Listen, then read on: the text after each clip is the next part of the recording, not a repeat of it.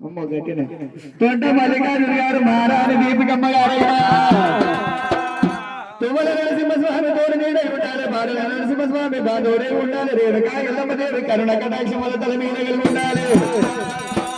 ఆ లక్ష్మీ నరసింహస్వామి వల్ల రేణుకా ఎల్లమ్మ స్వామి దేవి వల్ల కనుకనేమి ఊసిన కనుకనేమి ఊరేడు తొట్టెలు ఊగుతుండాలి పాడేడు గోళలు వాడుతుండాలి మళ్ళీ ఇద్దరు ముర కనుకనేమి మన్మనెత్తుకొని రావాలలుడా